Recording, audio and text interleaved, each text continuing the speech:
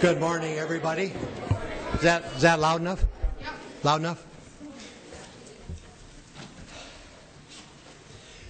First, I should say we're running late because our judges' orientation meeting ran over a little bit. I visit too much. I've known the judges for 10, 12, 15 years. And we're missing one school. Our Hmong American Peace Academy school is not here yet, but they'll maybe be coming in while I do this. Are both of these mics working? So anyway, here we go. Better late than never.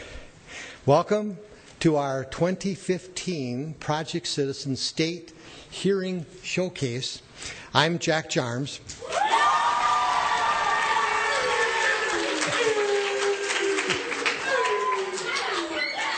I do that to relax the students because I know that they're uptight right now. That's the only reason to do this. This is my wife, Janet.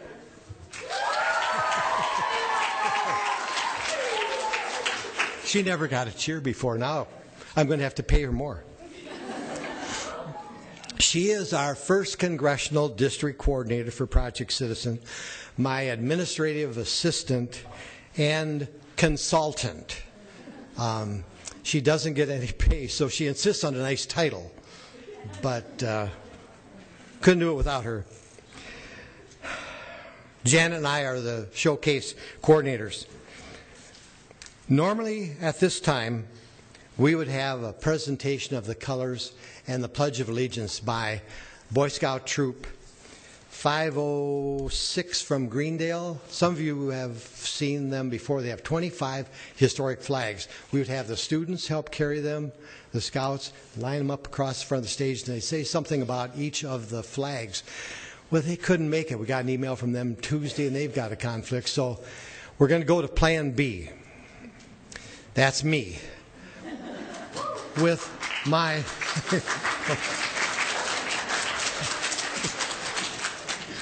with my three flags, but we have a World War II veteran that's going to help, and we have a retired firefighter that's going to help, and we have 5 of you students that are going to help.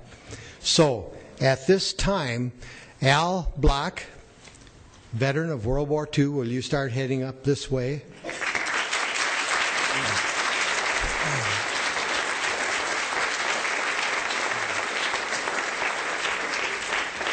Bill Branicki, Bill, retired firefighter.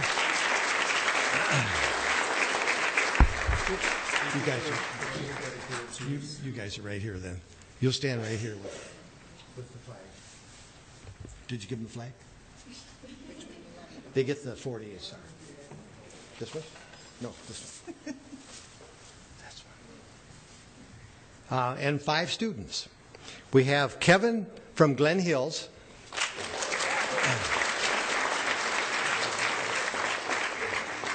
We have 2 from New Holstein because Hmong American Peace Academy to show up. We've got Nick and Brooke.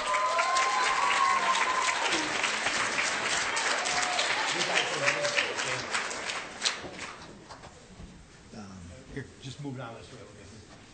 Which one's Nick here?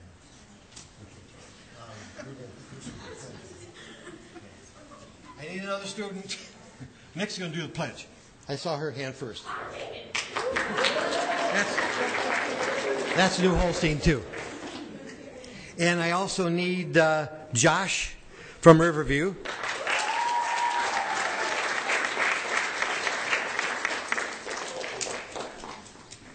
And Samir from Salah.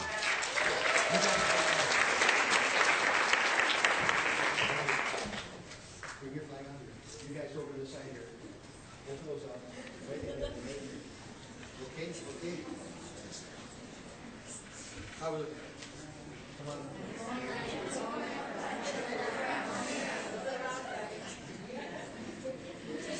Oh, okay. Yeah, 76 kids is.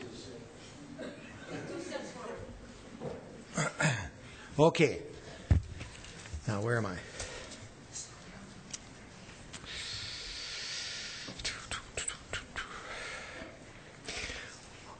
I want to begin with the flag on the far your far right.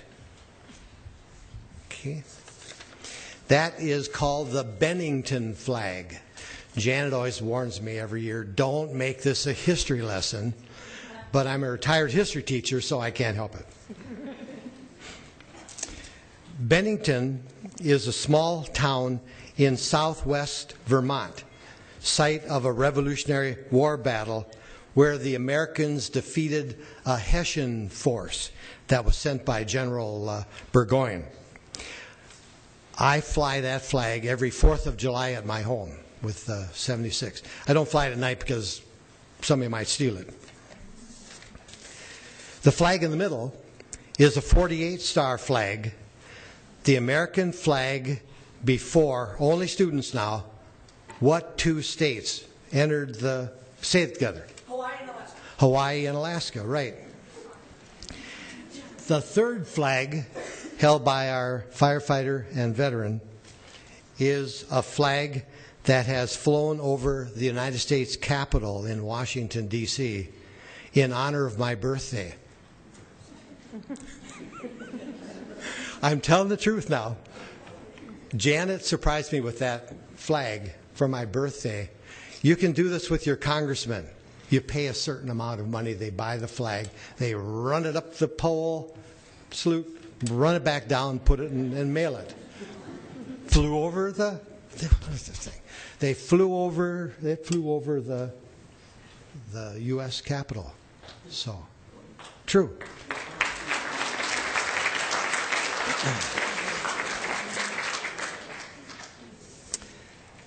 I was going to mention that she gave that to me on my 30th birthday. And that's almost 20 years ago now.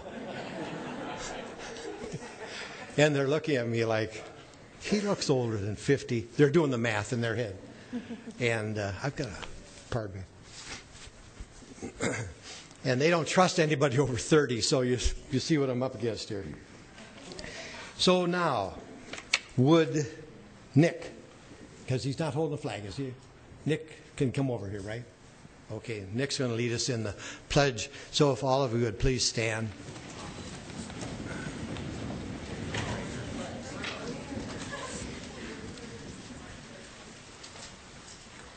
I pledge allegiance to the flag of the United States of America and to the republic for which it stands, one nation, under God, indivisible, with liberty and justice for all.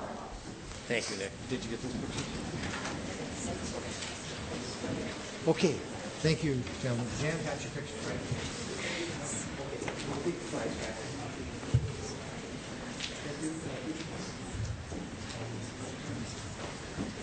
Oh, okay. You can do that. Here goes.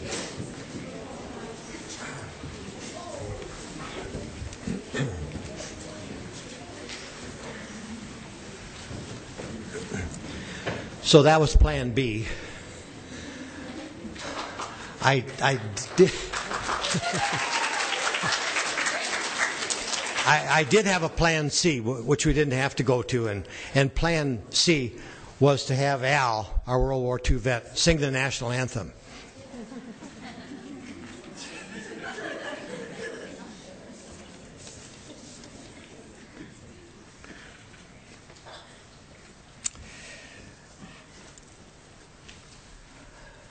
Thank you, all of you that helped.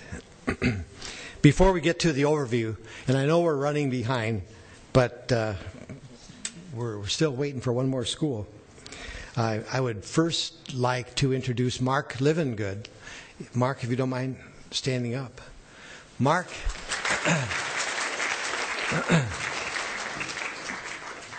as you know, all of you know that we are being funded in part by the Wisconsin Humanities Council this year, and Mark helped Janet and me navigate the application process, so we wouldn't have made it without him. We're totally grateful for your help.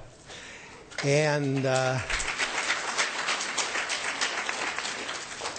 Bill and Julie, they are the two people, especially Julie, that got us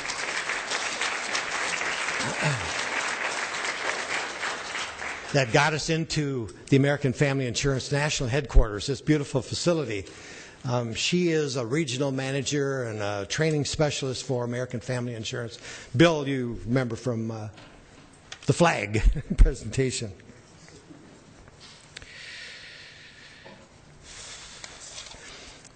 I don't know if I mentioned this in the judges' orientation or not, but I've known those two since they were in high school at South Milwaukee. That's where I taught. So Julie was a former student, and Bill was a quarterback on my football team. I was the backfield coach. So how do you like that?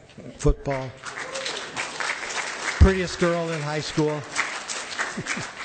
She's going to shoot me pretty quick if I don't stop that. The hearings begin at 10 o'clock. We may make this if that team gets here. And they're over at 11:30. We've got 2 rounds. The hearing rooms are on this floor, which is the 200 numbers, and they're marked, and the 3rd floor. Now, going up and down, use the stairs. Probably is, I suggest, better. We had some trouble with the elevator last year. So use the stairs unless you're over 65. So I won't be able to use them, but I can do the stairs.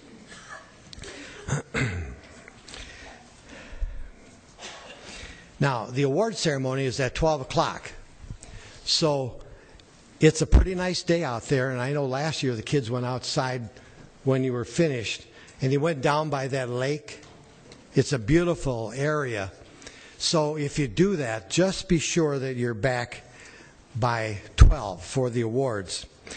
Now listen carefully. Students, no littering. Last year, Janet had to pick up a bunch of candy wrappers up in the back rows. Who sat up there last year?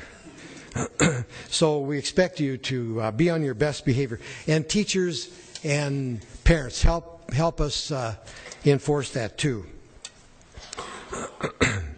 Last thing we need is not to be asked to come back to this beautiful facility. When you're doing your presentation, remember to speak slowly, speak up, make eye contact, and remember the advice of that famous philosopher, Aaron Rodgers. Relax. Okay? That's it. That's all I have. See you at 12.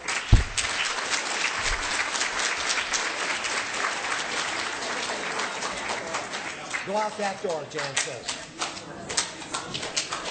1, 2, 3. With Oh, wait, the here. interaction, you know, we get with questions, because we ask questions in the second part, John, and the responses are often among different, so they need to be able to hand the mic off. Yes, please. Because I don't want to infringe on that dynamic. It's so excellent. And so just go with the flow. Don't worry. Relax. Okay. And we'll adapt because the time constraint is somewhat flexible so that we adjust to this.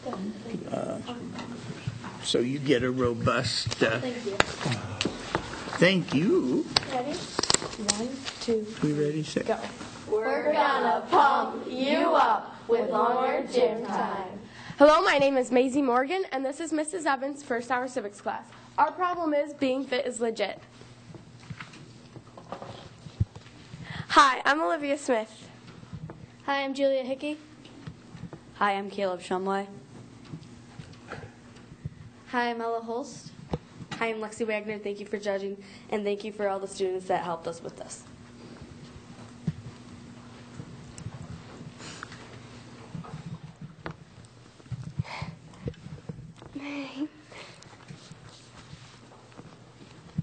Our problem focuses on not having enough gym time at Riverview School. Junior high students at Riverview are relatively unfit. 1/4 of the students at Riverview have a BMI that makes them overweight or obese. The University of Illinois at Urbana says that being unfit can lead to poor grades. This causes obesity and other issues. The Los Angeles Times states more gym for kids means less chance of obesity. Obesity is the condition of being fat or overweight. We feel that we are not getting enough gym time, but we're meeting the requirement. Out of the 5 feeder schools, we get the least amount of gym time. For our junior high, we only have gym twice a week for 38 minutes, minus changing time. Wheatland Center School Junior High gets gym for 120 minutes a week. The junior high at Lakewood has gym for 100 minutes of gym a week. The junior high at Randall has gym for 126 minutes a week. Trevor-Wilmot's junior high has gym for 200 minutes a week.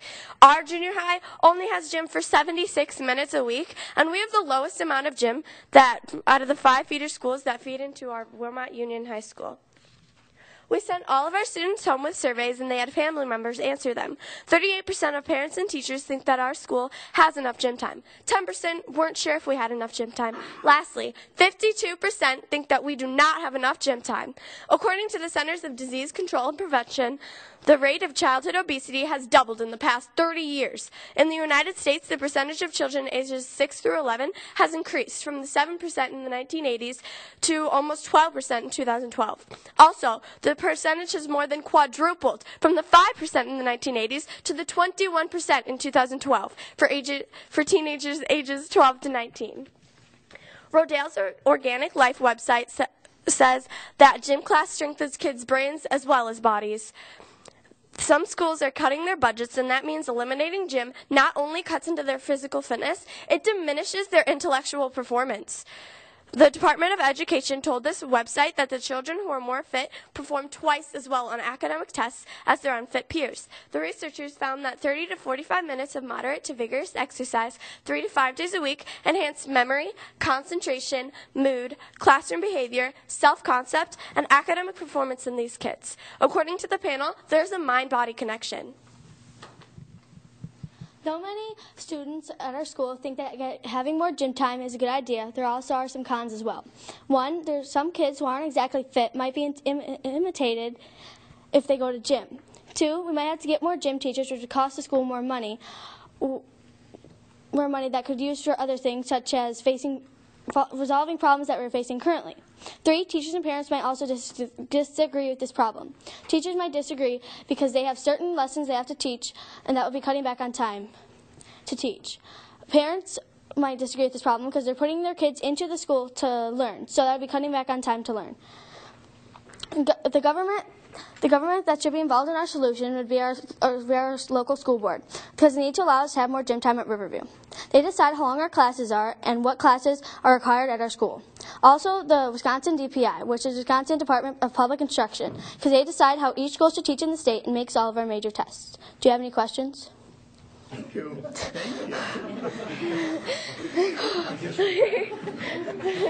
My question is, how did you do that? Yeah. Is that your action? No. No, I'm trying to pay homage to your speed, all of you. No, very, very nice presentation. You seem to have had a lot of data from a lot of sources, which I think is always kind of compelling. And I know the portfolio is an important part of it, and your information backs up your oral presentation very nicely. So I think that's important. Do you think, what brought this to your attention first? I mean, you've given us your evidence, but let me ask, how did this come to your attention as an issue you wanted to do? Well, we all basically took a vote in our classroom, and we decided that this was a problem that was kind of like majorly involved in our school. One of our students here, Caleb, he faced the problem and he wrote it, and we thought that it was a problem that we are facing in our school today. So we kind of wanted to solve it because the Wilmot is our high school that we feed into, and they have gym every single day of the week for at least an hour, and then Thursdays is their block day, and that's at least 2 hours, and it's a very pumping and hard core. I'd be interested in getting Caleb to help me understand how that got on the agenda for you. What brought your attention to this problem? I was just thinking of problems that our school has been facing, so, yeah. Why is this a problem? Why did you think it was a problem? Is it for a minute? Well, we did take a survey with parents, and we had kids from our class basically ask their parents what they think is a good problem to do for Project Citizen, and a lot of them came back with longer gym time. So we figured that was a very good problem to do, and we kind of narrowed down our decisions, and that's what we picked. You have a lot of interesting data. I commend you too on that. Thank you.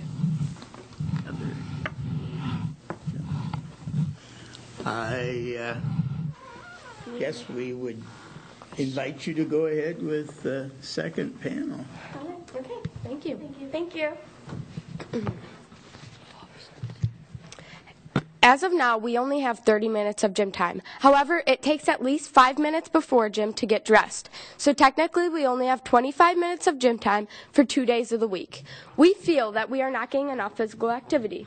Our first alternative is being able to have 2 days of gym, but with longer and expanded time. We feel that if we did this, we could get more fit. According to the DPI, children our age are required to have 1 day of physical activity a week. We took a survey and asked parents and teachers how much gym time they think we should have. Most answered back with 3 days of a week. When you exercise, it increases your heart rate and pumps more oxygen into the brain. This can lead to your children increasing on test scores and getting better grades, Dr. Mercola states. Dr. Mercola is a doctor who markets in a variety of dietary supplements and medical devices through his website. Dr. Mercola also states that school may be for learning, but physical activity helps with the learning process, which makes sense. Why else would gym be at school? By adding longer gym time, kids can do what they want to be and get into a good college and later on have a good career. Teachers say that we can do better, but maybe this is just the better we need. Alternative 2, according to the American Heart Association, children 6 to 19 are becoming more obese because not having enough gym time in our schools. We are asking for 3 days of gym a week and 45 minutes for each day. Instead of having our extra electives like Spanish, computers, and art, we would shorten the times. Those extra electives aren't as required as gym. If we have more days of gym, kids would be more active and healthy, states the CDC. By increasing our gym time, kids might be more encouraged to join sports and ditch the video games and get active and play outside. By getting kids to be active, it will lessen the amount of obese kids. Having more gym time could affect our brains and how they function. Gym is normally at the end of the day while we go to our classes right away in the morning. According to the Department of Exercise Science, even brief exercising for 20 minutes facilitates the information processing memory functions. We should have gym in the morning so our brains function better. There are also disadvantages like not having enough gym time, having enough time for other electives. With more gym time, teachers would need to help with teaching us, so we would need to hire more gym teachers. This is a quote by Michelle Obama, and it just goes to show that even famous people, they care about being fit. And that might influence kids, like there's a famous person that likes to be fit. Hey, I want to be fit too. And then that's a picture of the brain. This is the brain after sitting quietly for a while. And this is the brain after only 20 minutes of walking. And it shows that the one that's 20 minutes of walking is much more, it's active. And these are pictures of Riverview kids during gym, and you can see that they are very happy. And then this is a pie graph, and this just shows the parents and what days they thought we should have. So a few of them said 1 day, some of them said 2 and 3 and 4 and 5. Questions? Thank you. Again, you summarized well. Thank you. You mentioned in your portion of the presentation that you're good, electives and other things. What are you going to give up if you suddenly expand your gym time? What's the price? Well, we kind of had we're kind of really trying to figure that out, and we were thinking maybe the kids could pick what they would like to do and not like to do. Well, with that question, like Maisie said, we would have them picked, but gym time is one of the required electives for the Wisconsin DPI, and so that would be an automatic pick. That'd be you would have to do gym, and then we would do it for 3 days, and then they could pick 2 other electives, either Spanish, technology, or arts, and like you said, that would be what we would do. And like she was saying, in high school, you have a lot more gym time. And since we only have 25 minutes of gym for 2 days of the week, that's kind of you're not ready for high school gym. So we're trying to prepare kids in junior high for what's coming up in high school. Okay, now you touched on something that got touched on very briefly in the first presentation, and that is the fact that there are state standards requiring that you have some instruction in this and some instruction in that, and I know just this much about this, so there are some other things at work here. You've got to have this many minutes and hours of school in a school year, and that's fine. Yeah. Did you look at the question of whether you can actually shoehorn more gym into your schedule? Do you have empty gymnasium time to turn to, or is this going to require building something? We're trying to look at class schedules of the other constellated schools to see what schedule they have to fit in that much amount of gym time. And Randall, they have one of the top amounts of gym time. They're the second most besides Trever, and they are actually excelling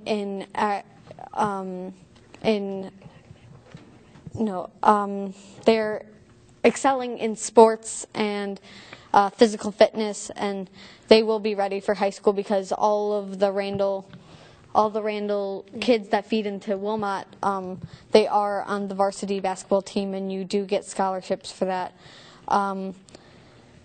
Sam Kirk, she is a Wilmot high school student, and she got a scholarship into college for varsity basketball. I'd be interested in you mentioned the Spanish, technology, art. What about music?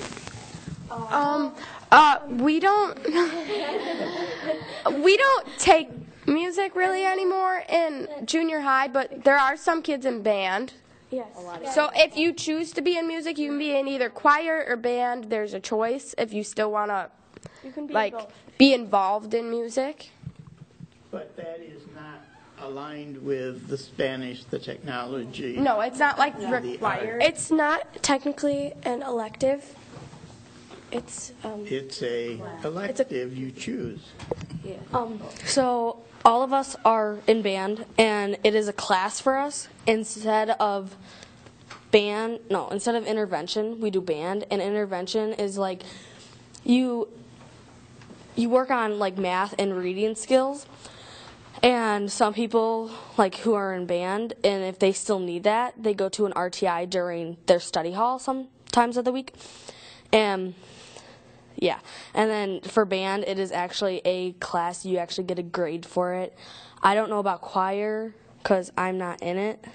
So, yeah. Choir is another choice that you have at Riverview, and music is our old music class was for the littler kids that still needed to progress and start learning music, and then band and choir is a more advanced level and it's your choice to do it or not. Okay. I'm going to ask you to go back to acronyms. One of the famous things of education and government are these acronyms. Mm-hmm. You used one that I do not know, RTI, Rapid Transit. What? Response to intervention. It's like an intervention. It's I don't know how to explain it. Okay, I just beware of acronyms because yeah. Well, the crowd was saying. It's response to intervention, and it just like it helps with your education. Right. Yeah. If you're needing more help with like certain things, then it can help you with that. Thank you. You're welcome. Thank you. Thank you for judging us. I just have one question. How do you suppose, when I was your age, I think we had a lot more Yeah. activity. How did that happen? How did we get to this state? I was talking to my parents, and they said, I mean, they lived in Illinois when they were younger, but they said that when they were in high school and even in middle school, they had it every single day. So we don't really know how it happened to shorten the times. It was probably like money issues and stuff like that. But we don't know the exact answer. I kind of like said a little bit about that on panel 1. It has decreased. I said the percentages. If you would want me to repeat them, or I'm just wondering why. Just mostly financial reasons. Yeah, it was financial reasons. Budgets. Budgets are cutting, and the first thing to go is either art or music or spit. Okay. Yeah, and so gym, that's one of the last things to go because it's a requirement, but it did go. It did decrease. Yeah, let me suggest to you all and put you a little more at ease. I think we'll try not to be the Supreme Court, and when the time goes up, you have to stop. Finish your thought. We've got that time, I'm sure. So, just go with the flow. We'll raise the flag or something. No, thank you. We can take it.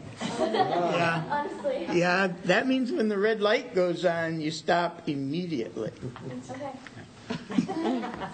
All right. You're going to be a Supreme Court attorney in the future. That's what Mrs. Evans said. Okay, let's go ahead with panel 3. Class policy. Our class problem is about gym time. Our class believes we need more gym time a week to be fit. We think the best alternative would be alternative 2. Alternative 2 is to have more days of gym a week. Our first alternative is to still have 2 days of gym, but extended times. My goal, my class, and I want to pursue is to have time for education, but still have extended times for gym. An advantage is that children can be taught teamwork and they're being active. Although we think that this has a lot of advantages, it may have some disadvantages. A disadvantage of alternative 2 would be cutting out other electives. But according to sparkpe.org, the website states, it is important to understand that physical activity positively affects the following: overweight and obesity, blood pressure, self-esteem, anxiety, and depression. The government we think would handle this problem would be the local government. The local government we are talking about is our school board. We also got a letter of support from Fox 6 News, and we also got a letter of support from our coach, Neil Daniels. The letter response they've written is on panel 4. In conclusion, the best alternative for our problem would be alternative 2. Constitutional opinion form. Our proposed policy does not violate a person's freedoms or beliefs. It also doesn't violate the limit on the power of government. This policy does not violate anybody's life, liberty, or property in any way, shape, or form. The policy does not invade the privacy of one's home because we're not going in other people's homes. Our policy also doesn't violate unreasonable or unfair discrimination against people based on religion, race, ethnic group, age, or gender, because no one is being told not to do gym.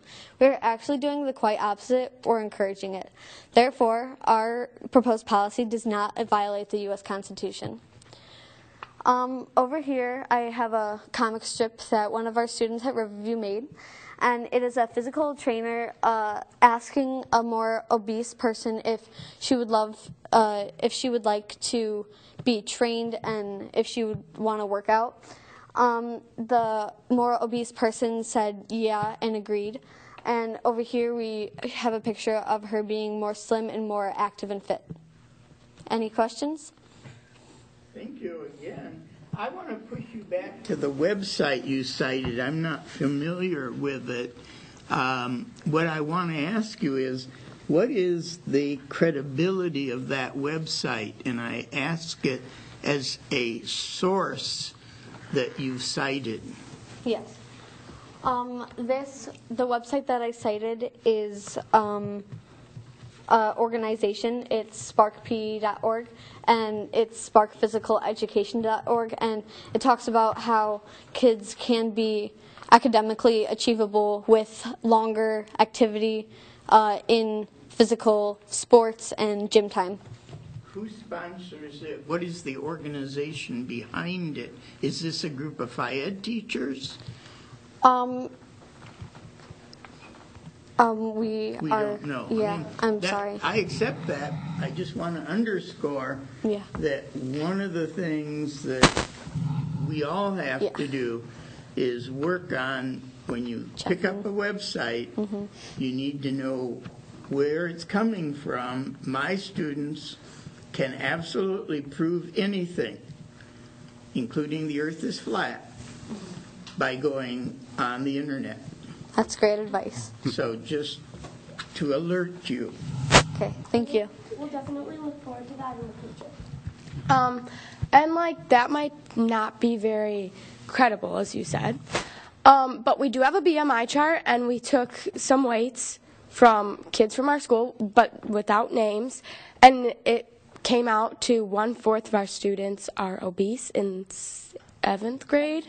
7th grade. So that is just like proof that this is a problem. So it's a direct cause effect. Less gym time means more obesity. You're going to make that case your hypothesis. Yes. All right. I think you've all covered very well, very thoroughly, the basic foundations here. Here is the situation. Here is what we have learned about how to fix it.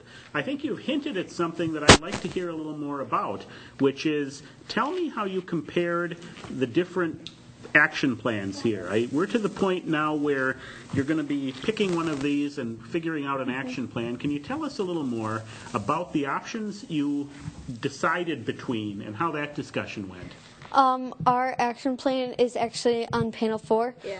So, I understand the action plan is on panel 4. I'd like to hear about how you discussed the different options and how you settled on this one. I think you're back on panel 2, 3, aren't you, focusing to say, here are the alternatives. How did you come to the class policy? Perhaps I am, and if that's the case, we'll let the students respond quickly, and we'll get what we get here. Okay. Do you want to go? Okay. We took a survey in class, and about most of the children wanted alternative 2, and so we ended up all coming to an agreement, and we ended up doing alternative 2, if that's what you're asking. We also decided over like how much time we have and like how many days we have school. And if it doesn't work with our schedule, then you obviously can't do alternative 1. Alternative 2 is the best choice, therefore. I would like to pursue the constitutional question, if I may. Is this Phi-Ed, Jim, absolutely required that every student has to take it? Yes. It's required now, and as I said, when you get in high school, if you do not pass gym, you will not graduate high school. Okay. And it meets state regulations. Ella and I interviewed her sister, actually, and she said, as Ella said, if you don't pass gym, you don't graduate. And in gym, they take tests, and they are like hardcore working, and she said that it was really hard for her when she got in there, because at Riverview we never used to do gym, and like we don't do stuff that Wilmot does. Any other questions? Did you survey your faculty? What did they arrive at, or what did they think of, this proposal? Well, I did ask 3 people actually. I asked our band teacher, Mr. Randall Rovick, and he said that physical fitness is actually a great idea to make the times longer, even though that would maybe cut into his class. And then I asked our gym teacher, Coach Neil Daniels, and he said that he would be all for the opinion. And the letter of support is right here. And he also wrote a letter of support. We also tried to email Michelle Obama, but she never wrote back, just to mention that. That's what we did contact her. Busy first ladies, you know, Yeah. the usual. Interesting. Any other? Let's go ahead and look at the action plan. Here we go. Okay. Action plan. We chose a problem and we researched it. We interviewed local residents. We surveyed parents and teachers. We got letters of support from teachers. We will win their support by making strong statements and good research. We plan to have a petition to get longer gym time, and we will go to school board meetings and try to persuade them. Plan of action. We are trying to get longer gym time for our school by contacting people who will support our problem. These people are the American Heart Association, YMCA, Michelle Obama, American College of Sports Medicine, Play 60, and coaches. To win their support, we need to get letters of recommendation, and we need to make strong statements with a lot of research. We need to include key elements that will push the wow factor out of the park. Some people who would oppose this problem would be other students, teachers, and parents. Teachers may not want more gym time because they want more class time, and extra gym time would take that away from them. Students might not want more gym time because they may feel lazy and not want extra physical fitness. Parents may not want gym time because they feel their children don't need more gym time and they have enough fitness each day.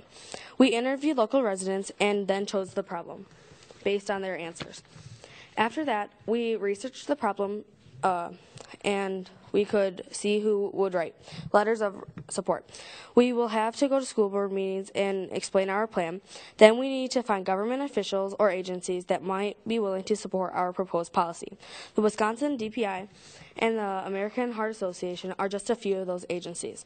We think that we should gain their support by giving factual evidence that we need longer gym time. This comic strip is two friends. One is asking if they have these sports video games, and the other one says no. And the one that was asking video games thought, "I thought you liked playing sports." The other one said outside because he likes being fit. And this is a retired NBA player, Dikembe Mutombo, and he agrees with our plan. And then over here we have the BMI chart. And the BMI chart is a Basmati index chart, and it is based on the height and weight ratio to see if the kids are healthy. Any questions?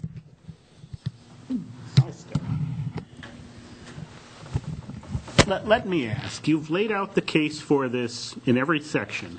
Whose decision is this? Whose mind do you have to change? I heard a hint here, but please elaborate for me.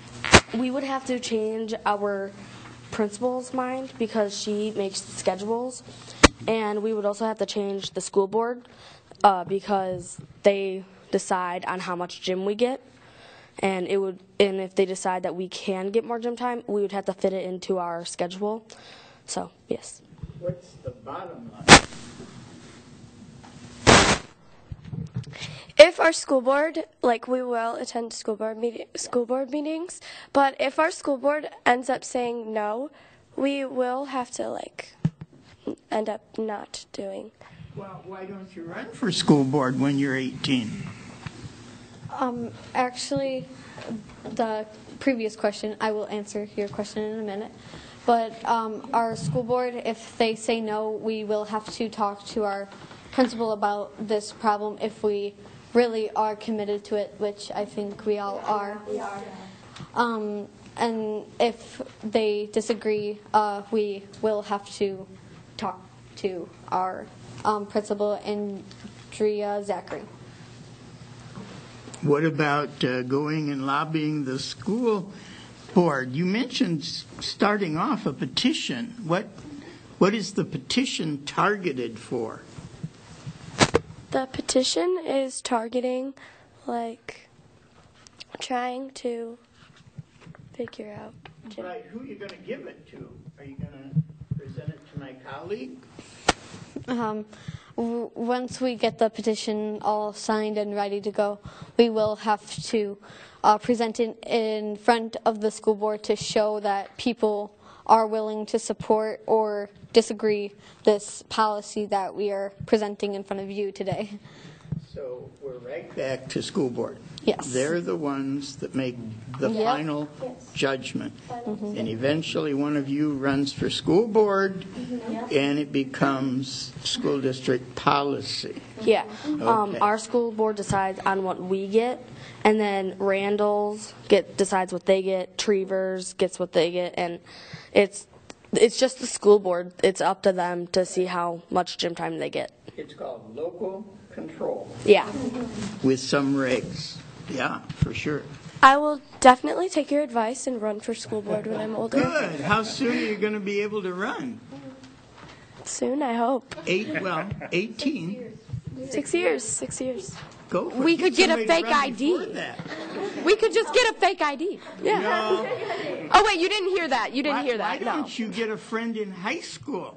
I've had several students run for office. She has a sister. It works. Thanks for the idea. In fact, the mayor in one of our Wisconsin communities, where was that? Was the 18-year-old mayor. Oh, wow. Now I don't have to fake my age anymore. Thank you. I read about somebody running for mayor, and he was 18, and that might have been your student here that ran for mayor, and he won.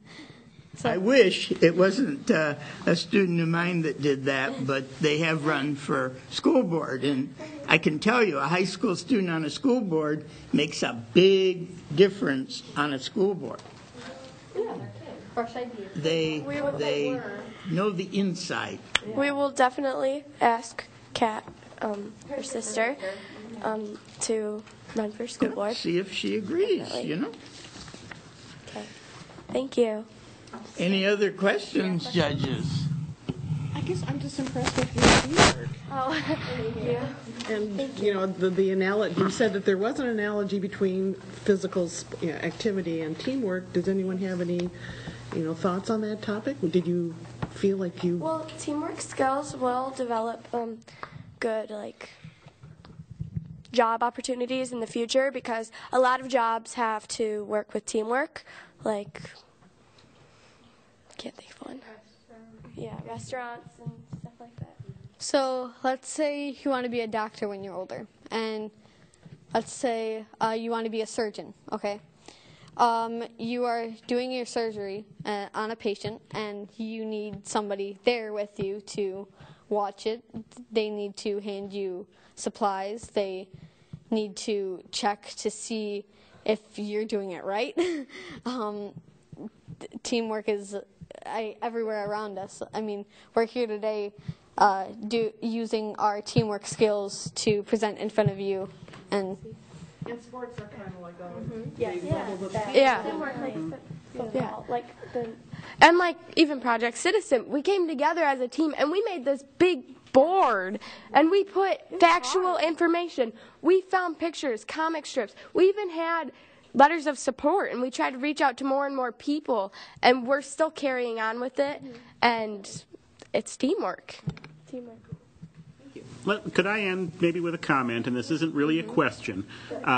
We're at a bit of a loss up here at the judges' table because we weren't always able to look at your portfolios with the degree of detail that we'd like. You all did a wonderful job. You're very persuasive. I think anybody who sees your presentation is going to realize this is an important issue that they need to pay attention to. But if I had a comment, it would be that I don't feel that I have enough information yet to make up my mind about a couple of things. And maybe this is on your portfolio, and if it is, I apologize. But I would be curious about some of the nuts and bolts details about whether this is going to work or not. Do you have more than one gym? Don't answer. I'm just pointing out these things were not in your presentation, and I would like to have heard a little about them. Do you have more than one gym? Is it used at all hours of the day?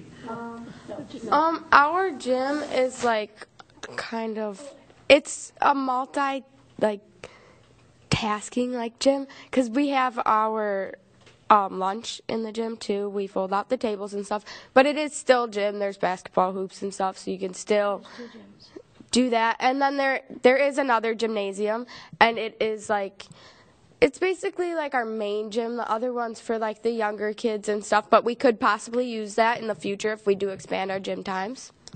I think, again, the point was the judge is not asking questions. He wants to alert you because there are some very significant factual, structural, facility questions that your school board can't just go off half-cocked and say, sure, we're going to do this, and then find out from the faculty, the maintenance, hey, look, there's no way. So I think those are questions that are legitimately put into focus. I want to add another one. We've come to the conclusion the absolute bottom line on this is that local school board, whom you help elect. I mean, you influence voters. Yes. You still are citizens even if you can't vote, yes. Right? 6 years till you can.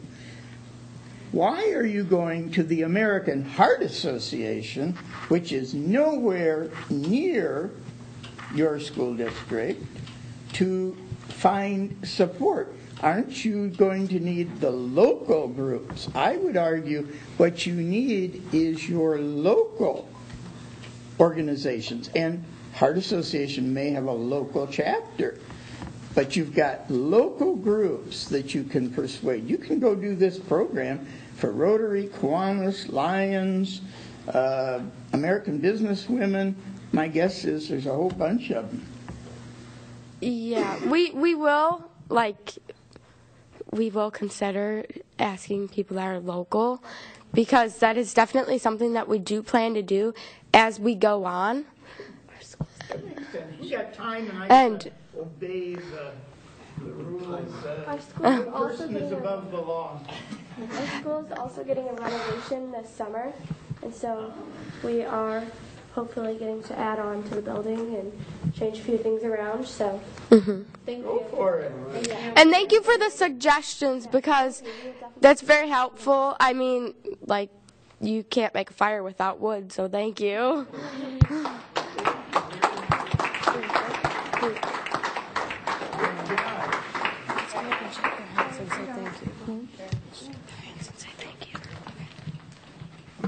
The white space is very significant for layout. And does each panel have good use of charge graphs? So what I'm supposed to do is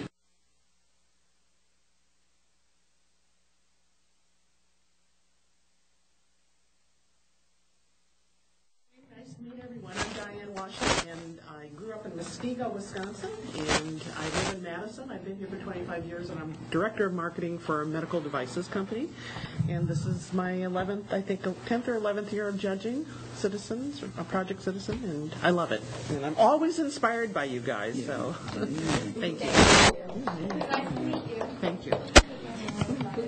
I'm John Reineman. I'm the head of the state agency that gives away financial aid to college students. We give away $130 million a year, mostly in gifts, mostly need-based. So I'll be watching all of you very closely and wishing that you choose a Wisconsin school in a few years. go for it.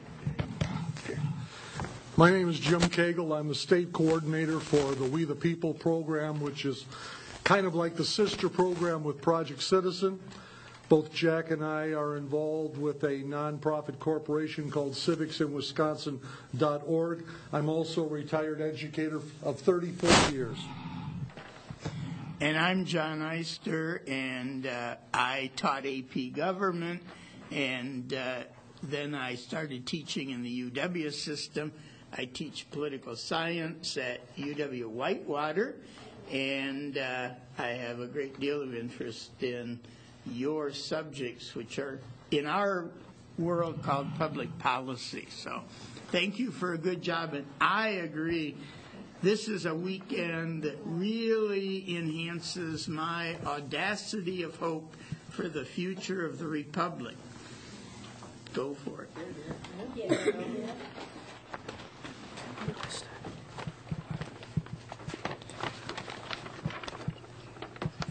March 25th, 2015, Brookfield couple accused of locking teenage daughter in basement, forcing her to wear a diaper. March 26, 2015. Children were killed and then put in a freezer by their parent. March 22nd, 2015. Boy found dead in septic tank. Parents charged with abuse and neglect. April 3rd, 2015. Teen beaten by sexual abuse victim's father. April 9th, 2015. Bakersfield man caught on camera punching toddler in the face. Friday, March 6, 2015. A baby starves to death from a suspected overdose with the mom. Our presentation is entitled Classes on Abuse and Neglect Have an Effect. My name is Sydney Wagner. My name is Ian Torstensen. My name is Karana Schick. I'm Lacey Klee. I'm Alexis Peterson. I'm Genevieve Majanier. And I'm Courtney Baker. Thank you guys for judging us today and watching us in our attempt to stop child abuse.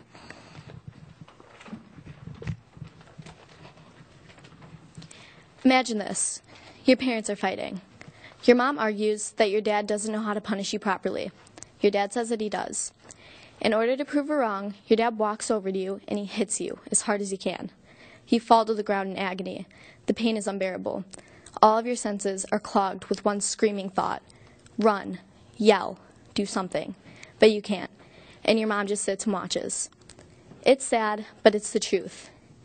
The problem is uneducated parents and child abuse. We had two speakers come in, one from DCFS and one from PSN. They gave us information on why there are so many cases of abuse and neglect. They said it is due to uneducated parents. They also gave us information on their procedures that they have to follow in their work field to see if they have to remove a child from a home and that child to be placed into foster care. DCFS and PSN would be a good example of people who agree with us in trying to solve this problem. Some people who disagree might be the abusers themselves because they don't want to go to jail for something they think is right, or the teachers who have the extra responsibility to report child abuse when they sense it. DCFS and PSN also gave us the number 41,624. That is the number of child abuse cases that come into the U.S. each year. 784. That's the number of deaths due to child abuse. 62.8. That's the percentage of children who have been abused in their lifetime. 10. That's the number of seconds it takes for another child abuse report to come in. 1. That's the number of people it takes to start a chain reaction in recognition of this problem. The newspaper article at the bottom is telling how many children die each year to abuse and neglect. It is approximately 784. It also has a case where 2-month-old Madison Blaze was spiked, like a football, by her own father. The pie graph at the top is showing the different types of abuse and neglect. 78.3 is neglect, 10.3 is physical abuse, 9.2 is sexual abuse, and 17.6 are others. We figured that we would present this problem at the level of state government. We thought this because working in an area that is smaller and more familiar to us would be more beneficial than working on, say, the entire world. Mostly because we can cause a chain reaction that would flood out throughout the entire world. So, based on the statistics and numbers in this article that we have here, you can conclude that the severity of this problem is high. Are there any questions? I'd like to go back to the acronyms. I'm not familiar with DCFS and PSN. DCFS is Department of Child and Family Services, and PSN is Prevention Service Network. Which is?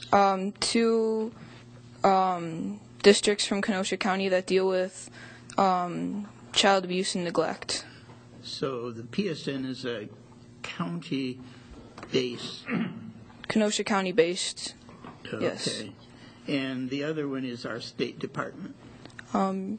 Right? Correct, yes. How did you end up selecting this as a problem to focus on? Everyone here has known of cases or things that have been on the news. They've seen child abuse happening.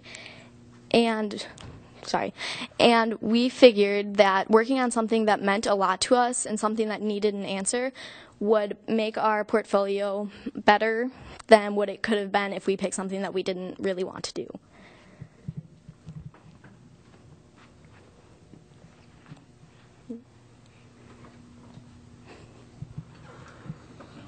I too would like to have heard an explanation of what the acronyms were, and you came back and answered very nicely and clearly, so thank you for that. You did have some good data introducing your issue. You had two things in your introduction. You had data, which is all about groups, but you also had case studies or anecdotes, which are specific incidents, and I thought that made a very compelling and attention-getting way to involve us in the presentation. So I think that's good. Thank you. I will be curious to hear how you looked at the alternatives and how you came up with an action plan. This is a very big problem. So. Thank you. I also would be interested in, you mentioned Kenosha County. I assume that's the geographic area of the school. Did you check at all with the Kenosha County Child Protective Services unit for your local situation? We'll probably get there. Yes. Yeah. Good. Okay. Good. Thank you. Any more questions? For our problem, we created two different alternative policies. For our first policy, we wanted to create a mandatory parenting curriculum and a life skills class. Advantages of this policy are that young parents would know how to properly care for their children. Also, aunts, uncles, babysitters, and anyone who would come in contact with children would know how to care for them. Disadvantages were also considered, like who would pay for this policy. Also, say you did take the class sophomore year like we are suggesting, but you did not have a child until you were older. Would you forget everything that you learned? Some people who would agree with this policy would be DCFS and PSM. Some people who would disagree with this policy would be the abusers themselves because they don't want to get in trouble for doing something that they believe is right. For our second alternative, we are thinking of making a mandatory class before a baby is taken home from the hospital. This would show that a parent is ready to take on the responsibility of raising a child. They would know what is normal for a child when it's growing up and how to deal with the problems. Some disadvantages are if the baby was born at home, the parent would not know how to take care of their child because they would not have taken the class. Also, if the parents were unmarried and only one parent took the class, and then if the parents got married later in their life, and then only one parent would know how to take care of that child. Lastly, if someone was in contact with small children, but they never had children of their own, they would not know how to take care of that child. Some people that would disagree with this policy would be the parents because they would just want to take their babies home from the hospital, and the abusers. Here we have a graph that shows that a large amount of the people that we interviewed thought that a hospital class would be helpful. Here we have a graph that shows 59% of the people that we interviewed thought that a high school mandatory curriculum would be beneficial. And over here we have a comic strip that shows that we can stop child abuse by educating parents with classes. Are there any questions? Did you come up with a lot of other alternatives? How did you end up with just those two? I think we found the things that would probably work the best, and we know that most kids in our state go to school, and they go to high school, and studies show that most kids drop out after sophomore year, so we figured that putting the class in the sophomore class would be better than putting it in a higher class such as senior or junior. And we thought these two alternatives would be the most beneficial for the problem we are suggesting. Are there a lot of alternatives online? Are there a lot of other approaches that you could take, or is it kind of limited? I think that there are, but we know that a lot of people in our school, too, have done this problem in the past, but they haven't really made an impact. And we think these alternatives we could actually install and we could actually do something about. We decided that maybe it would be better for younger parents or younger future parents or anybody that would come in contact with a child.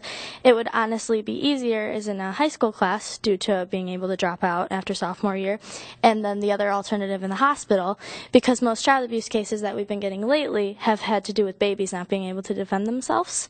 So if parents are a lot more educated on how to deal with babies, young toddlers, and even just little children in general, we would have a lot more of an impact and beneficial for the child and the parent themselves.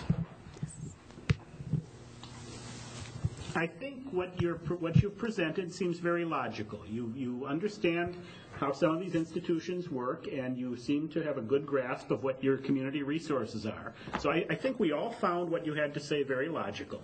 I wonder if you looked at all at whether different things were being tried in other places, and whether, for example, there might be a nearby county or another state that has perhaps more classes required than we do in Wisconsin, or whether you looked into that area at all. You're very knowledgeable, and I'll bet you've got things you haven't shared with us. So I'm seeing some nodding heads here. Who wants to take that? Well, Representative Samantha Kirkman came in and spoke to our class, and she told us that a bill was passed called the Shaken Baby Act, and that is where students in high school have an option to take a class.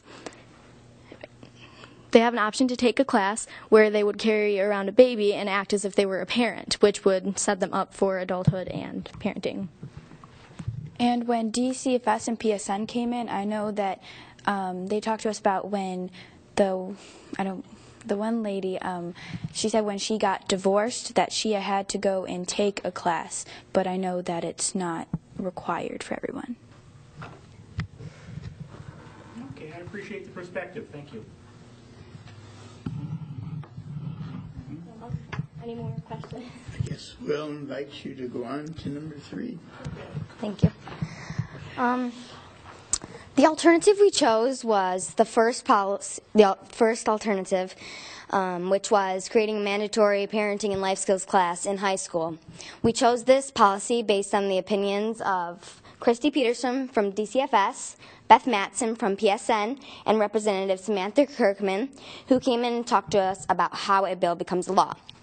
Some advantages of this policy would be that the babysitters, aunts, uncles, people who haven't had, and other people who haven't had a baby yet would know how to take care of children younger because they have taken this class. Some disadvantages would be that homeschooled students and dropouts would not have access to this class.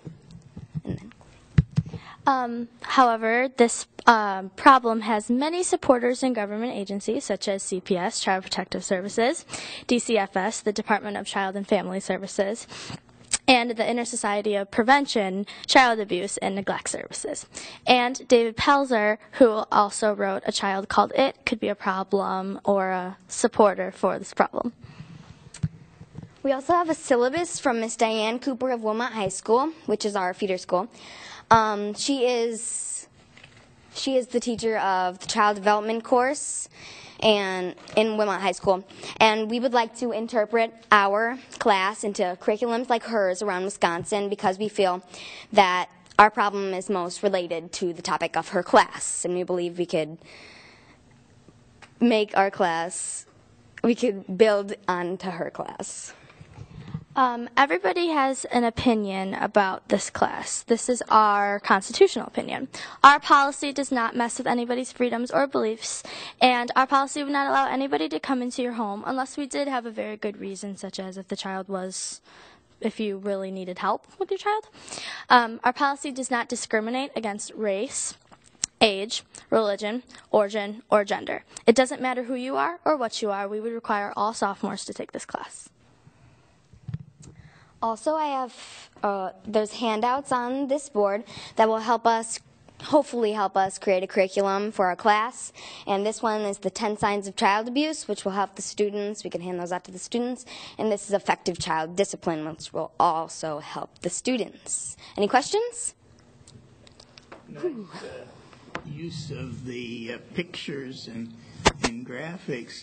I was interested at one point you were talking about the curriculum from the teacher in a general plugging into classes, and then you've generally been talking about our class. So you're talking about a class designed for your school district for that particular high school. Well, we would like to have this in the state of Wisconsin, so we would want to, there's classes like this in many high schools, and so for curriculums like hers, we would like to interpret our class into those curriculums around Wisconsin. So you want to advocate a state policy, a reg, by the state that all high schools would have to have the course. Would it be required for graduation? Yes, correct. Okay. And you'd only do it once in your high school curriculum, or is it every year? We were thinking sophomore year because most parents, most students become parents during that year. Some do. Just a little. We figured that having this class, if you're not able to pass the class, we want to limit child abuse in any way possible that we can. And taking this class, you wouldn't be able to graduate until you were able to pass the class. And hopefully this would help deal with your basic knowledge of being a parent or being around a kid. And instead of having it being an optional class or an extracurricular, you have to have it to graduate. Did I misunderstand the statement about most students have children or babies at this time? Well, teen pregnancy, that's a separate issue, isn't it? I mean, you didn't, okay, because...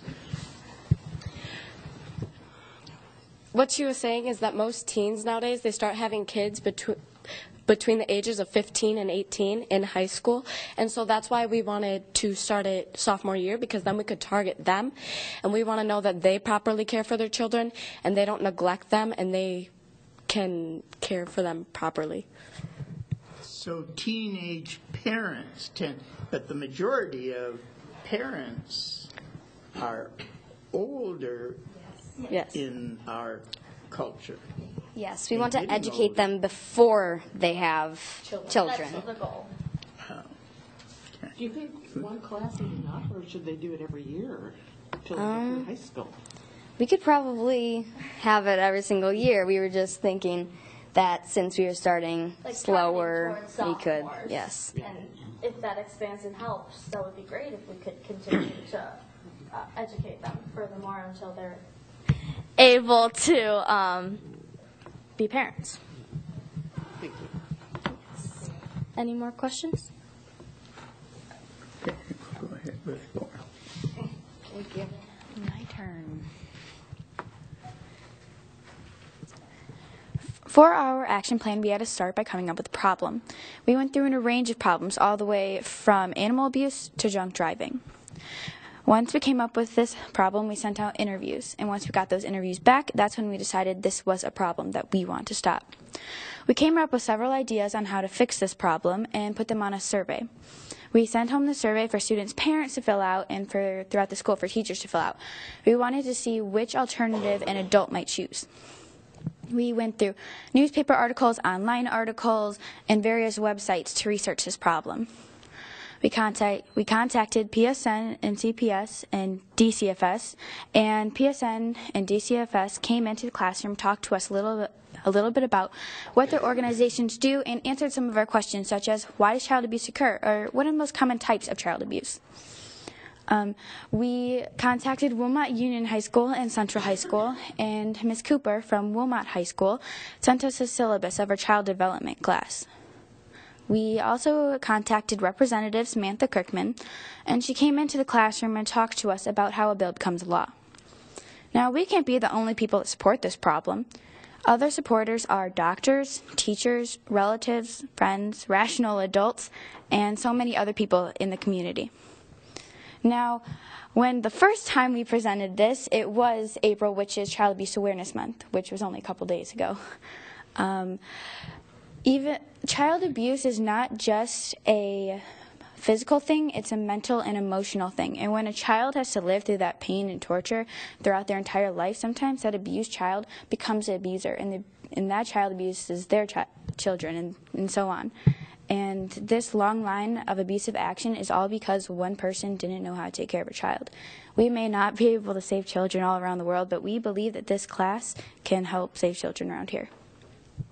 Are there any questions?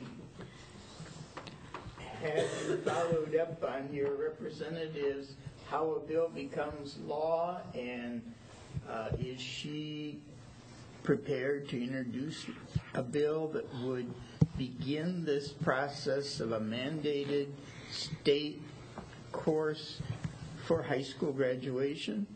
When she came in and talked to us, she'd said that she would like to introduce this if we continued to go through with this policy. You know, I keep getting the sense that you folks have information that would help us understand your proposal, and I'm going to encourage you to be very thorough when you make a presentation like this and let us see the work you've done. And I have a couple of specific questions here. I keep coming back to the details, okay? I work in a government office, and people say to me, you need to do this. And I say to them, well, who's going to pay for it, and how will we make it work? So I'd like to hear a little bit about whether you explored things like, is there enough time in a sophomore school year to do this? Who would teach these classes? Things like that. Did you look at all about some of the details of what you think might work to make your plan actually happen? Well, I know that like getting another class, like a separate class, would have been, you know, it's more money, it's more time, it's more another teacher. So we were thinking to get those included in another class. The syllabus we got from Miss Diane Cooper, we would like to interpret our class into classes like hers, so it wouldn't introduce a new class. It would kind of build on to her class in classes like hers.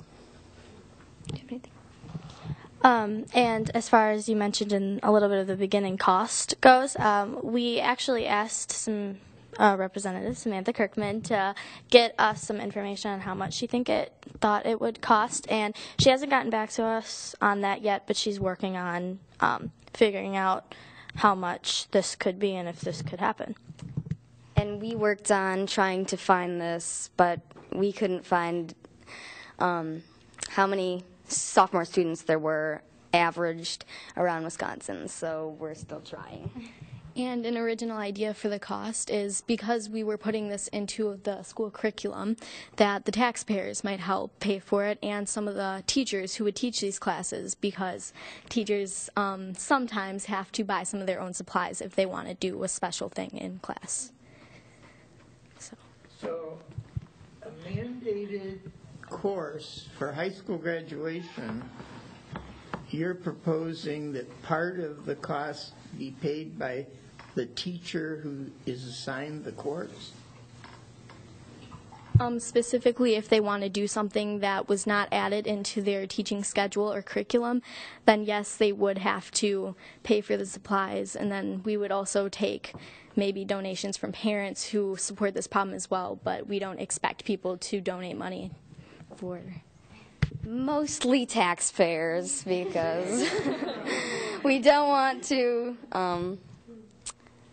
burden other people and other teachers about this, because it is our policy. Well, I want to thank you for your helpful discussion of truly a significant problem, as you said last month, is the abuse emphasis. And I'm going to invite the judges to share with the whole team, the school, comments, just an overview of talking with you about your presentations. And I'm going to take the liberty to suggest if you have a question of the judges, you get to turn the table around. So why don't you all come over here, and then we won't have our back to the rest of the group. And let's see, you got a mic, so why don't you become the mic person? Okay. Anybody have a question first? Olivia? Okay, I have a question for you. You said during you said during their part that you had when you guys introduced yourselves, you said that you had what exactly do you do? Sorry. I'm sorry. I hope I get this right. I'm sorry. No, that's just fine. My name is John Reineman, and I am the head of a tiny little state agency called the Higher Educational Aids Board. And what we do is we are the state of Wisconsin's system for giving financial aid to students who are in colleges. There's a federal government system and there's a state of Wisconsin system. And the state has about a dozen programs that we use to give money away, mostly in grants, some of it loans and scholarships. And my agency cuts the checks all day long. So I couldn't really hear you. Sorry. I'm sorry if I murmured. I'm sorry. Now I have a microphone. That's fine. I also have a question. Do any of you work in the educational department or something? DPI, the Department of Public Instruction. I think we've got a number of teachers here, don't we? Do you know how much one class would cost? The bottom line is you've got the Fiscal Bureau at the Capitol, and they have a solid reputation. Your representative has probably requested that they calculate that answer. Okay. And when they calculate it, it is highly respected. It is nonpartisan. It's assumed to be on a level of the Ten Commandments on Mount Sinai. Okay. Could you possibly give us suggestions on how, when we carry on, how we can persuade other people to carry on with our problem and even their problem?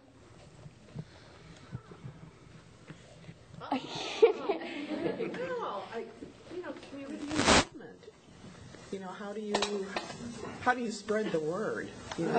By social media? I don't know if that's even possible. Did you consider mail, Facebook?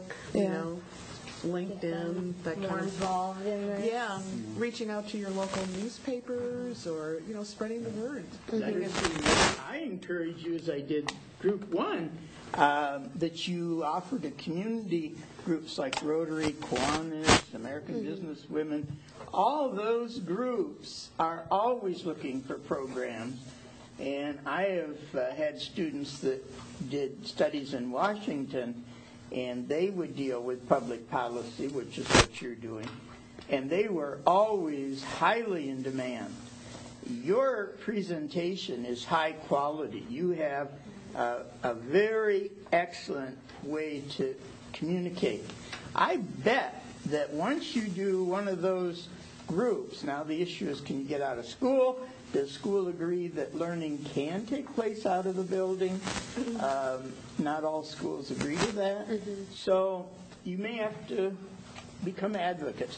But do it once, and I'm betting, and of course you got Wisconsin Eye here that's going to promote you guys for that too. So go for it. And I think every year I do this, I am just always struck. I think you guys underestimate the power of your ability to persuade people. Yeah. Your arguments are so spot on and so just fabulously articulated and presented. Don't underestimate the power that you have. Get out there and change the world, because heaven knows we need your help.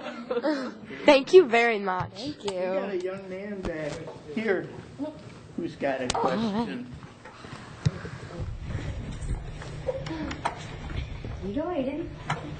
Have you ever been abused or neglected in your childhood?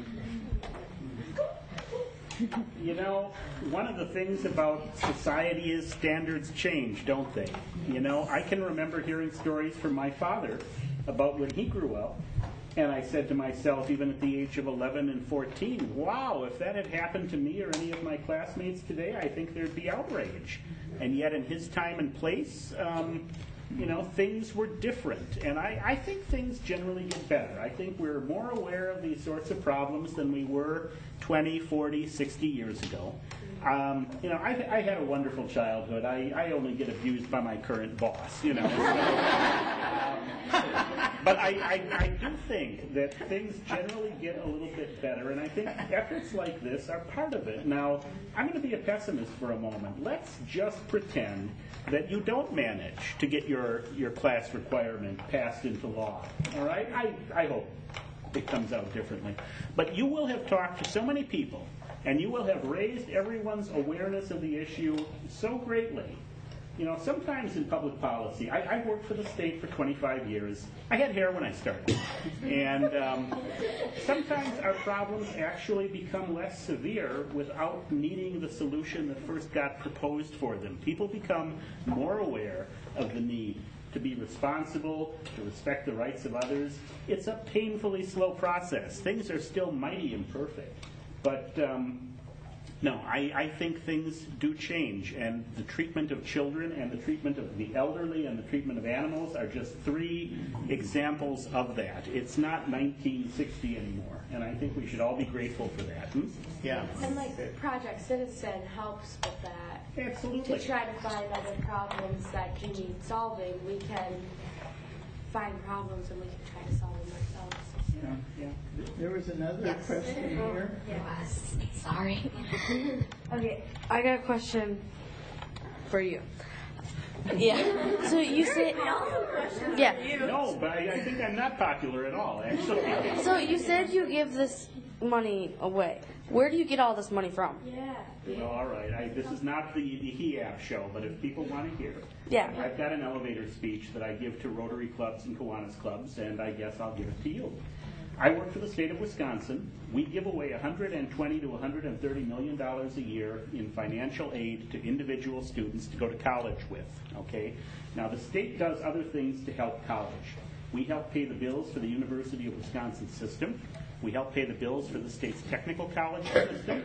We do help some of the colleges do things like build buildings and get other things done when they need the help. They're not our first area of responsibility, but we did, for example, help build a dental school at Marquette and a few other things. So where do I get the money that my agency hands out every year? It comes from income and sales taxes. Okay? So every income tax form that your parents filled out, every sales tax that you pay on a McDonald's hamburger goes to the state, and some little bit of it goes to my state agency. All right? So we give away about $130 million a year. Most of it is based on financial need. All right? We have 2 scholarship programs. Every one of you in your high school will get a scholarship from my agency if you are the student with the highest grade point. We give away at least 1 scholarship to every high school in the state. If you have more than 500, we give away 2. If you have more than 1,500, more than 1,000, we give away 3, and so on. We also give away a scholarship to technical school. We give away a number of loans that have to be paid back to people who want to become nurses or teachers. How do we find you? There is a form that gets filled out every year called the FAFSA, the Free Application for Student Aid. You'll hear about it from your teachers, I am sure. But all of you who go off to college are asked to fill this out. That is the application process. You are all asked to fill it out. We do find you. We get the results from the federal government. And then we look at who is neediest, speaking very broadly. We look at who has the greatest amount of financial need, and we allocate money until we run out. Now, the problem is we do run out. Every year we have about 40 to 60% of the students who are needy enough to get money from us, but we don't have enough money to give it to them. So the one bit of advice I want you to walk away with today is fill out your FAFSA form and fill it out right as soon as you can, January of your senior year of high school. Okay? Generally, the folks who fill out my form in March get money. The folks who fill out my form in April get an apology. Money is better. Thank you. Now that is very practical advice, and I'm going to call time on this adventure, and I want to thank the judges for their willingness to volunteer and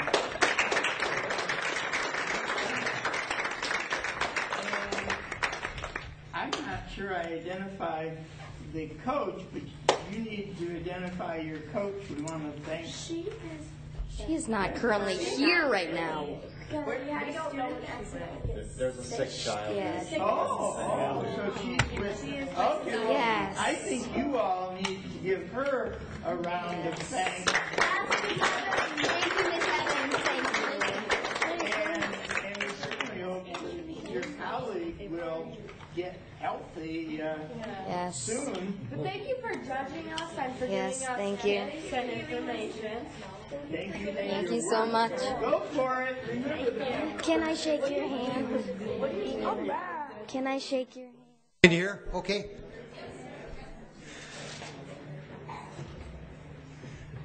I want to thank all of you, students, teachers, parents, judges, timers. It takes a lot of dedicated people to put together an event.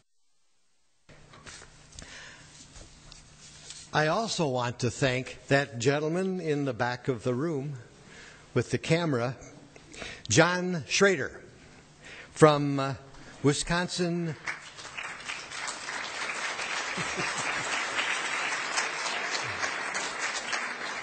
Wisconsin Eye Public Affairs Network. This is the first for us. We've never had this coverage before, so you're privileged here, people. Wisconsin Eye, apparently, is on Charter Channel 995. Now, that might be just in the Madison area, but I found out, John, that the best way to see this is to go to your website, okay? And the website is wiseye.org.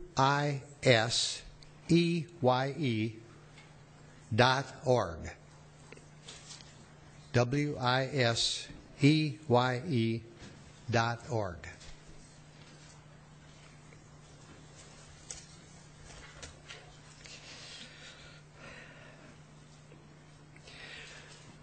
Again, before we proceed, would all of our teachers please stand up, be recognized, and applauded?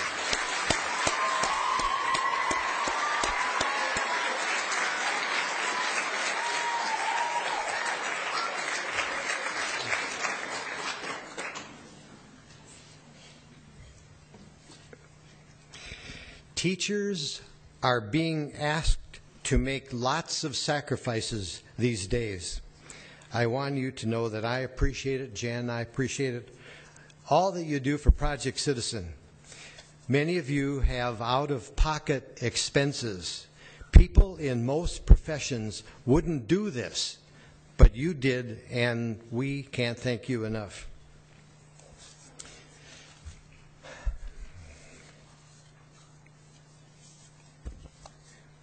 Also, before the results, relax a little bit.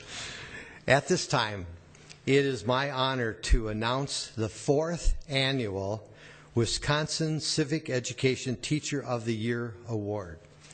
Would Lalitha Murali please come up to the stage?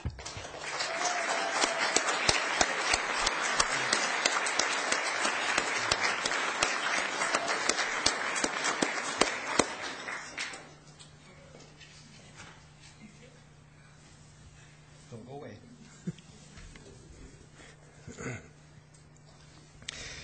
This award is open to public and private, elementary, middle, and high school teachers who, quote, have demonstrated special expertise in motivating students to learn about civic education and public policy. Lalitha is married and has 2 daughters. Her husband is a project manager for AT&T in Milwaukee. Currently, she is the English as a Second Language, ESL, teacher and enrichment coordinator at Glen Hills Middle School. One of several programs that Lalitha has organized in her school is Project Citizen for 7th graders. She has had a team in the state every year since 2011. Her students' highest finish was just last year, a superior rating. Lalitha has a bachelor's degree in physics with math and chemistry and a master's in public administration with law and political science. So she's a lot smarter than me. This is all from the University of Madras in India. Close enough? Yep. Okay. How Lalitha became a teacher is pretty powerful stuff.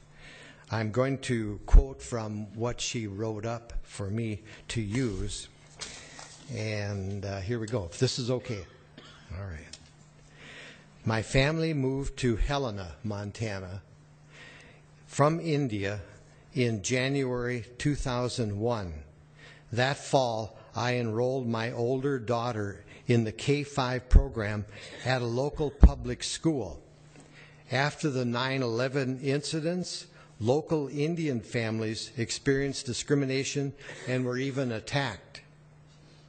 One day, I received a call from the kindergarten teacher that my daughter was excelling academically but had no friends in her class and was having problems fitting in. I started to volunteer in her class, gave presentations about India, answered questions such as, why is your skin darker? Why do you dress like that? Teachers and the principal from that school encouraged me to become a teacher, and the students responded to me very well. She went to Carroll College in Montana to get her teaching certification, and when her husband got transferred to Milwaukee, little extra drama, here she is, okay?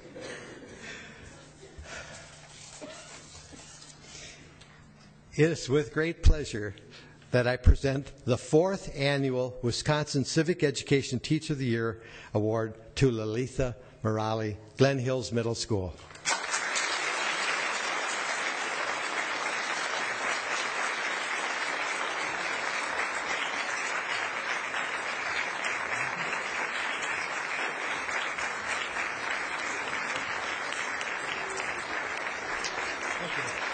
This is here?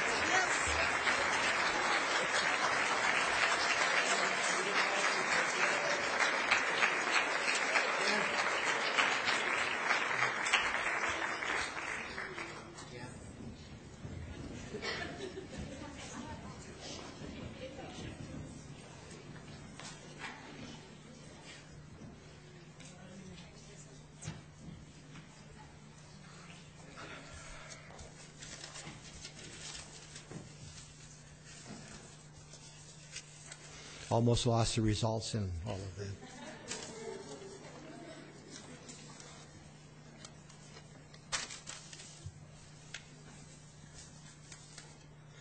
As you get older, you get more disorganized. You'll find out.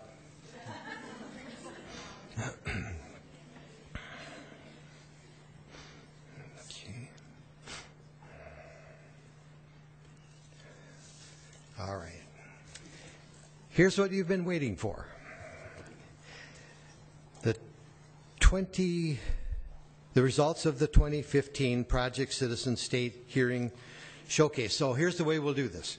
We'll have one team member come up to accept the award when they announce your school and portfolio title.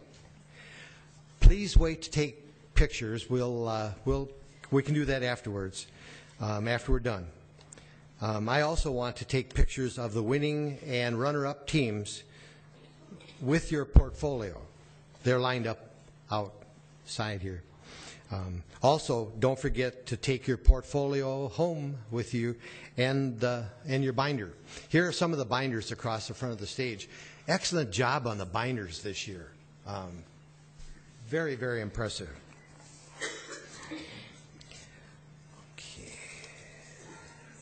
We've got 2 categories. We have the top category, which is superior rating. We have 5 schools in that category. And then we have the next higher rating, exceptional. And we have 5 schools in that category too. So reading from the bottom up, I guess you'd say. Here we go.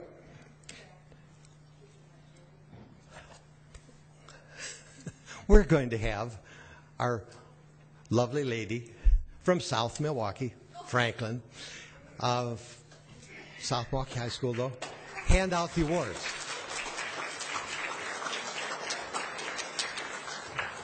So the student that comes up here and gets the award is going to look pretty good with this young lady. Okay, so number 10 will be New Holstein, Water is Life.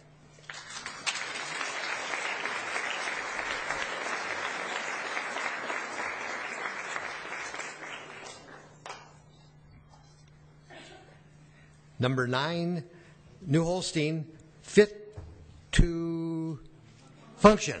Fit to Function.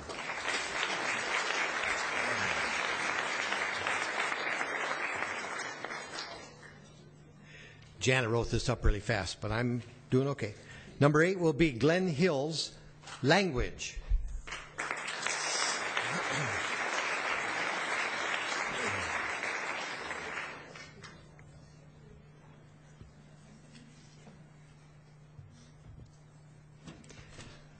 Number 7, Salam, Poison Points.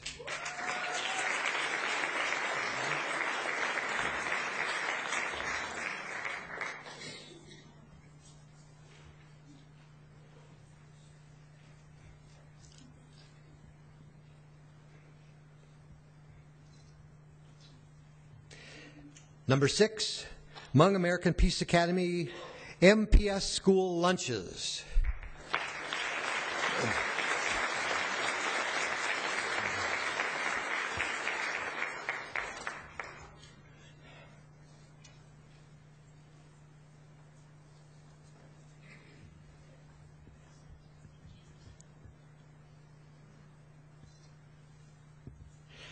Number 5, Riverview Elementary, Being Fit is Legit.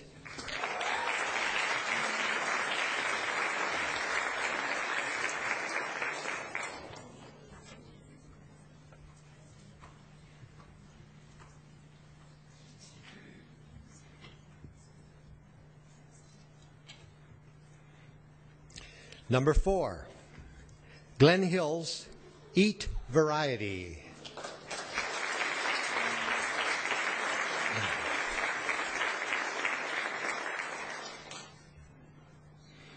There's 3 left and you're getting nervous now, right? Number 3, Hmong American Peace Academy, MPS Dropout Rate.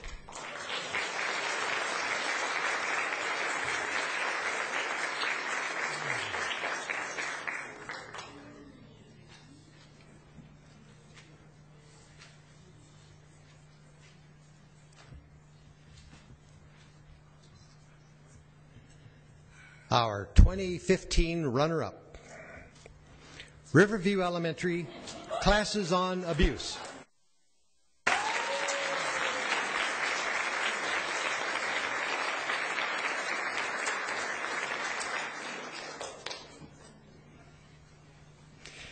Let me say this, you are all winners. You are all winners. And our 2015 Champion Project Citizen Hearing Showcase, Salam. It doesn't make sense.